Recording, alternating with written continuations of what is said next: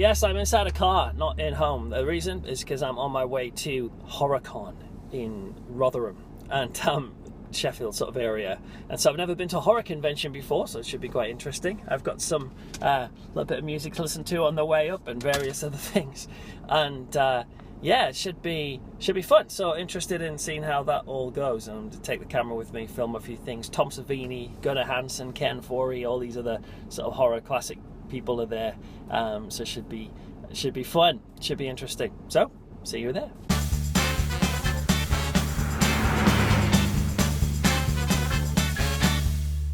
Well, here I am. I've arrived at the Magna Centre in Rotherham for the horror convention. There's a few different people around. I just saw the Ghostbusters lining up, and I just saw Jason. Jason's back there, so we'll check him out. It's an ominous-looking big black building in the middle of an industrial estate, but we'll probably find our way through. Yeah, Jason is staring at me like he might have my number, so I better hide.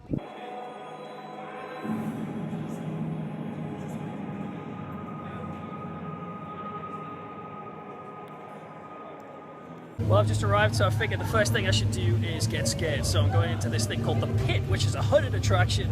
They're going to put a hood over my head. I'm going to be walking through this sort of maze complex thing, trying to get out, and apparently I'm not supposed to let go of the rope. If I let go of the rope, maybe bad things will happen. So wish me luck. I'm going to go in there now.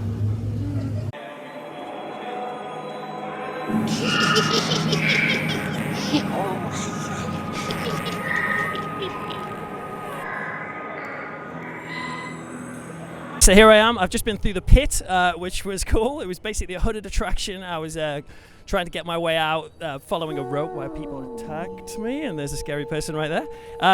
This guy is, what's your name? My name's Lee. We actually create the Pit. It's for a company called PUP Event. And how long has it been going for? We've been creating attractions like this for about 4 years. We started off as home haunters, and then we sort of moved up to sort of more commercial attractions. So this is the second incarnation of the Pit. The first one was at October of last year. And tell me a little bit about what happens inside the Pit when people go inside. Well, it's a multi-sensory attraction where what we try to do is just take away from you your sight.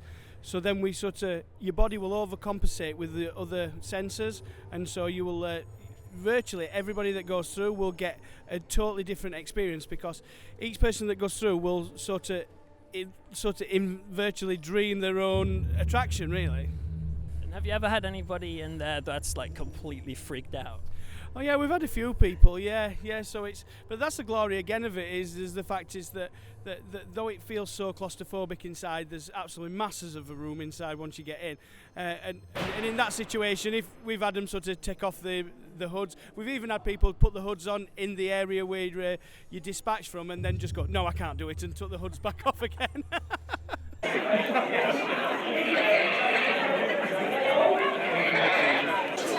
Alright, so I'm here in the main hall. You can see a lot of people dressed up scary over there. You know, the first impressions you get when you come to a place like this is like horror fans are incredibly nice and friendly. Like, they just seem to be normal people. They wait for you to get out the door, they hold doors open for you, all that sort of stuff.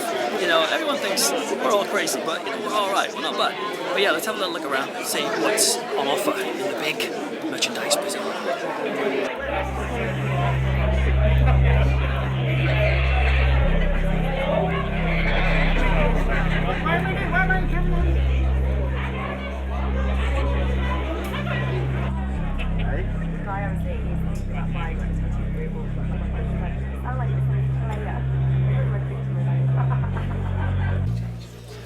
Just waiting backstage with there's Ken Foree behind us.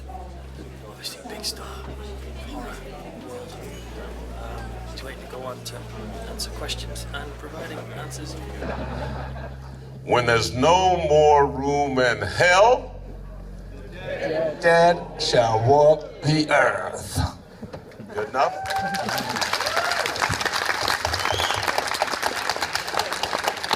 Another question, one more, real quick. Anybody? Yes, sir. I'm a church minister and a big horror fan, which is sometimes a bit weird for people to think about. And sometimes, I'm thinking about it right now, yeah. yes. And some people think horror is a negative thing in society, and I'm just wondering, for you, I think it's positive, but what about you, for being a sort of icon of horror? Do you think horror has anything positive to bring to society, or even have some sort of spiritual worth? Well, it's an emotional charge. And when I grew up, I watched Frankenstein and the Wolfman and Lon Chaney Jr. turning into the Wolfman, Frankenstein, Bela Lugosi as Dracula, and it was fun. I mean, watching the night, and then I go screw with my brothers and scare the hell out of them. So I think it's fun. I don't think it's, I don't like slasher movies I don't like the movie where there's a cabin in the woods and you have 5 teenagers or 5 young adults or 5 minutes, and then you've got this surround, and then they go into the cabin and somebody comes out of the cabin and they start to chain them up and kill them. I've had enough of that. Once or twice, okay. 100 times. All right, but I like horror films. I don't have time to watch a lot of them, but I do appreciate them. I don't think there's anything wrong with the two. Come on, and I've run into people. I didn't say I was telling them the story, did I? I wasn't gonna say no. Okay. Let me this will be quick. I'm in Pittsburgh. Halloween. I come out. I think we had a zombie walk or something like that. I come out of the mall. And it's in the evening, and I see some kids, and they're not dressed in Halloween stuff, but they're there. And Halloween is an American. Do you guys do Halloween? Yeah, we do Halloween. Yeah. Not as much as you do. But but you know what I'm saying. So I walk out, and I'm finishing my thing, and I'm kind of getting a breath bag, and have a cigarette or something like that, And all of a sudden, I see these kids. They're not dressed anything, so I'm just being nice. I guess I was trying to be nice. I hope that the girl has been. So I said, you guys going out for Halloween? The woman looked at me and she says, we don't do that pagan celebration. Oh, shit. Excuse me, lady. Pagan? Okay. So I guess there's a Seventh-day Adventists, some religious groups may not totally agree. What are you? What church? I'm from the UK Baptist Church. Baptist Church. There may be some Baptists. Certainly, maybe some Pentecostals. I had an aunt that was Church of God in Christ, or Pentecostal, or something like that. Yeah. And when I first started acting, I said, Aunt Red, are you going to... Her name was Loretta. We called her Aunt Red. Aunt Red, are you going to come see my movies? No, I don't go see movies. So what do you mean you don't go see movies? I don't go see movies. We don't do that in my church. Why aren't you going to go see my movie? No, I can't go see any movies. We don't do that in the church. So, there are people that, have to have issues with it, but I certainly don't. And I don't think it's anything that... I think we should worry more about ISIS than we worry about horror movies. Damn right. Yeah. Thank you, Ken. Thank you. Great audience.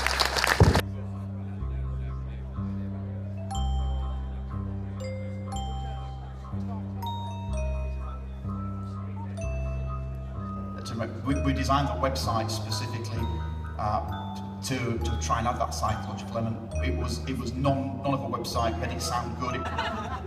The wife beating scene, what did you do if you had female customers? Okay, I'm here with Janene Makes Cakes, Sinister Selection. She has an amazing collection of cakes here. You're not going to believe them when you see them. I want you to see them. And so we're going to talk to Jane and her husband now to find out a little bit about what she does. So, Jane, tell me about your amazing cakes.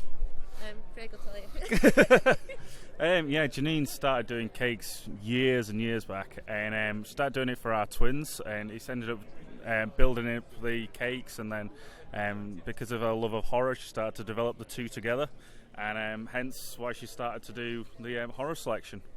And based on that, she's found that because Gunnar Hansen was coming to Horrorcon, she thought would make a cake and present it to him, and that's going to be put up for auction at the end of the Horrorcon.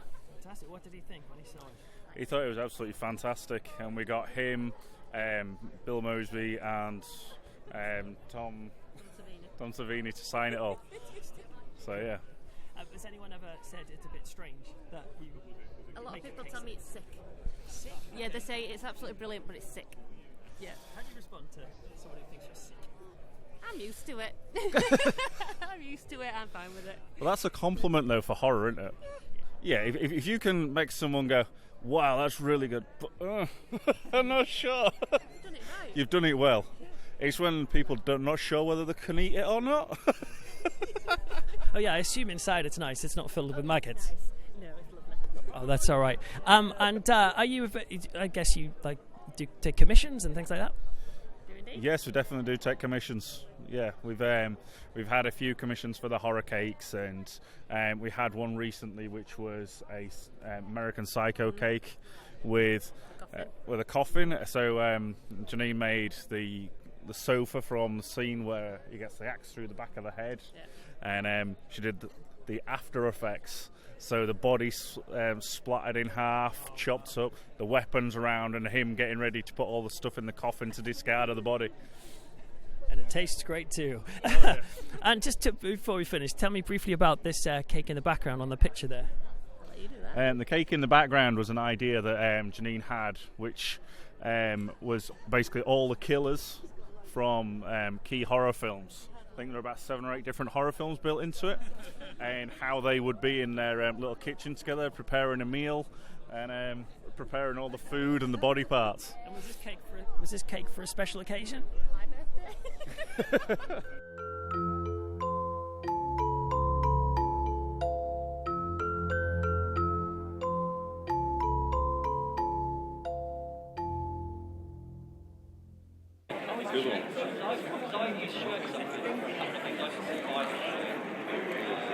She screamed after a while because they were going into like her eye through the the mask. Kind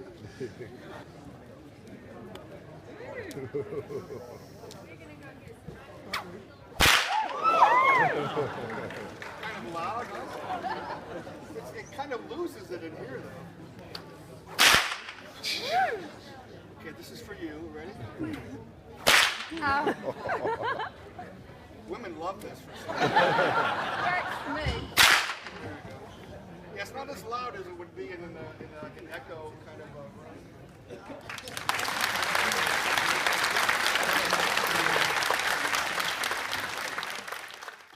All right, I'm here with Ewan from Arrow Video. We're just going to ask him a little bit about Arrow, which I'm very familiar with their work, done a lot of their reviews. So let's speak to Ewan about what they're up to.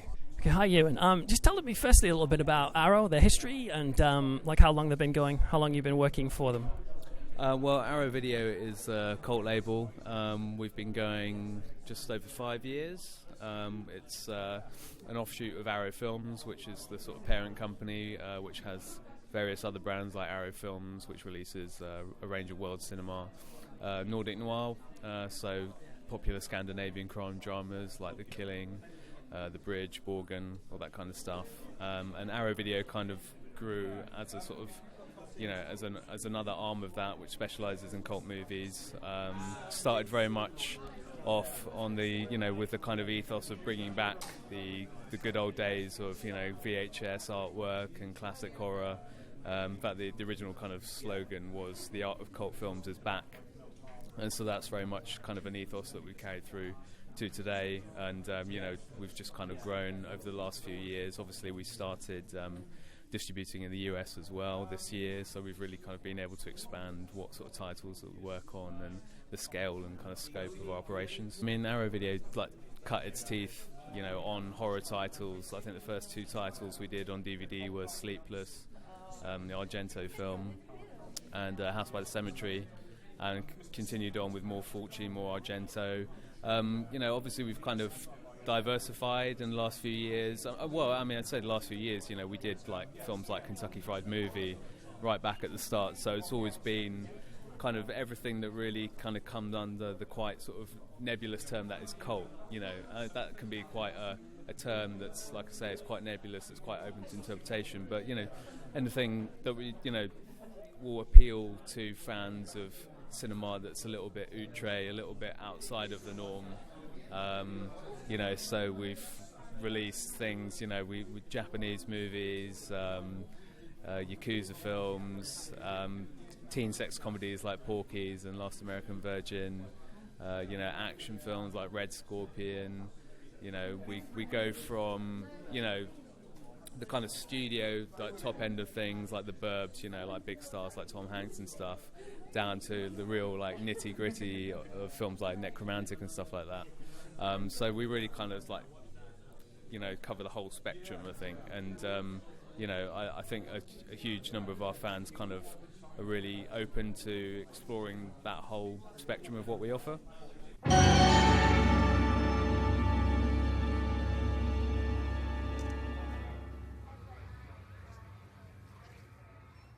He's a friend of mine, just hanging out, to breathe.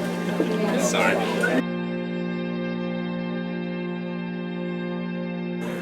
So I've probably been to horror films since 1983, 1984ish.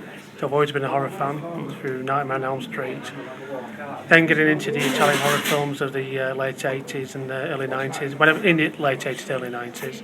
And I got caught up in the video nasty sort of era. So my hobby at the time was buying these videos, you know, under the counter, quite you know, illegal, worry about what people were saying in the press. Yeah. So all the time I was being told that I should be watching this stuff. But 25 years later now you can get it down there. Going to HMV, all the films that I was told I should be able to watch are all readily available and available to download as well. And who were the people telling you not to watch it? Family or friends, or just media in general? It's the media, but then the media is read by parents and people at school as well. So the teachers knew that I was watching these sort of films as well. So it was passed down through the media, thinking these films were a lot worse than what they described anyway. So a lot of these films were not that bad anyway. And even a film like Over There, they've got now Contamination, which is the rated 15 certificate, was actually banned. It was illegal for you to watch it. Yeah. So if I were to show anyone a copy of that film, I would have been prosecuted and maybe sent to jail for doing so. I think my enjoyment of horror started when I was quite a young child, when my granddad actively encouraged me in watching old Hammer horror films. He used to sort of wake me up when my grandma was asleep and let me watch the old Hammer films with him. My grandma wasn't so keen on horror films, and then of course I went to a church school and they were less keen on horror films. There was a lot of negativity towards horror films from school, from family, from quite a lot of different people actually. Was there a particular horror film in general they warned you away from? The Evil Dead. Evil Dead. Evil Dead. Yeah, that was the one. That was the one that everyone was set against. Most of them hadn't seen it, of course. But outside of these two perfectly fine people here, there's very few people who actually want to take on the same kind of genre to the same extremes that I do myself. So appreciating certain movies like, say, Cabin in the Woods, Serbian film, etc., things like that, it's not the kind of thing that you'd probably ask anyone else to really join on. It's one of those things. It tends to be a bit more of an unusual request, I think, if you ask them to go for something that's, as I might have said, previously banned. They tend to have the stigma of that from the previous incarnations of it and such. Not off the top of my head, to be honest, because most of the people sort of mixed with, if you like, within the industry are people that have turned up at events or are part of them, if that makes sense. So I don't think, a few friends think we're mental when they see photos of us and what we did at the weekend and things like that. But aside from that, I've not really had anyone sort of. I think the worst comments are, I wouldn't fancy that. I'm Ashton Carter. This is our Cabinet of Curiosity. Very much a modern take on the old Cabinet of Curiosity idea. They started out way back as natural history collections. So people would collect a whole load of specimens of fossils, or rocks, or minerals. And at the time, they weren't necessarily catalogued as they are now. The cataloguing was just starting. This then moved in, and good old P.T. Barnum took up the idea of showing oddities. And there were a lot of sort of collections of strange things. Some things may have been real, some things may have been faked for the public. And that's one of the joys of this thing. You decide. So we've got a variety of specimens on display, exhibits, some harking back really to the good old days of Barnum's oddities, and some fairly new and fresh. we're having the ultimate showdown here. We've got Jason and Michael Myers arguing on who's going to get the prawn cocktail crisps. Someone's approached them thinking they're just people dressed up. They're not. They're the real thing. And any second now, the blade's going to drop, so I'm going to escape. Have a lovely day.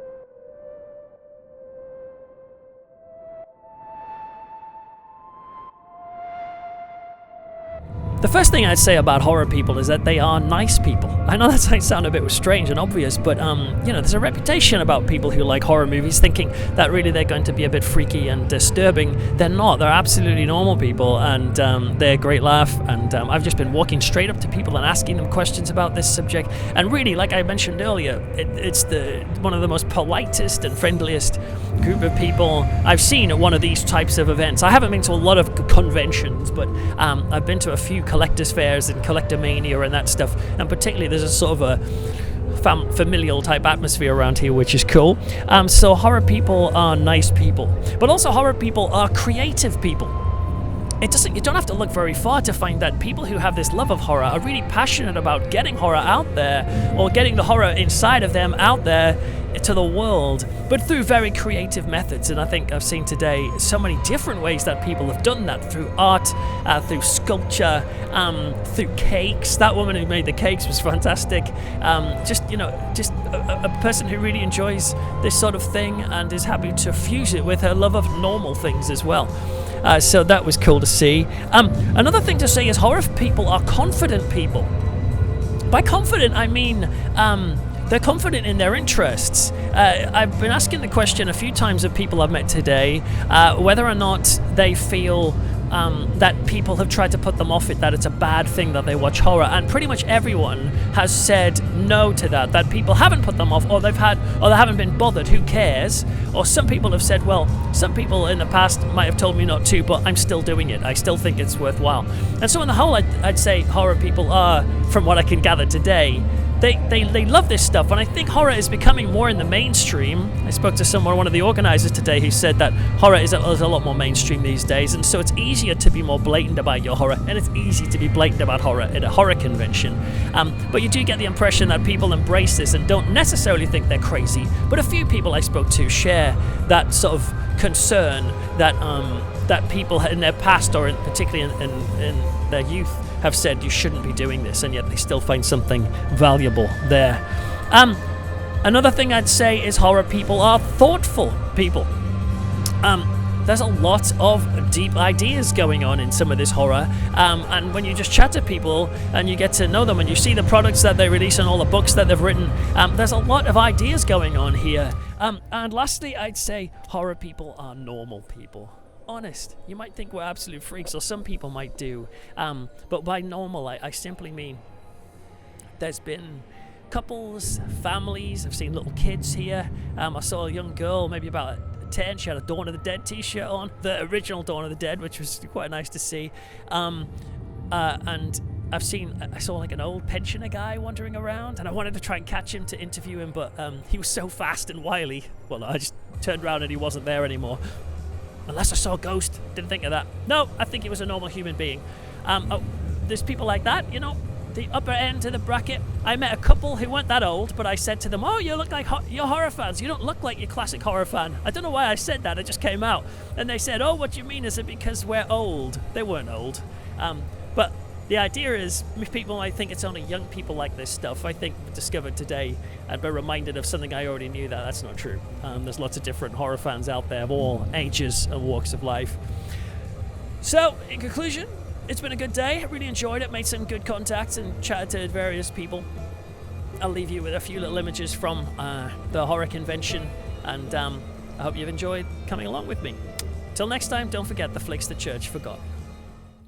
Lore of the campfire, telling of his horror, lost in the woods with the madman and the star.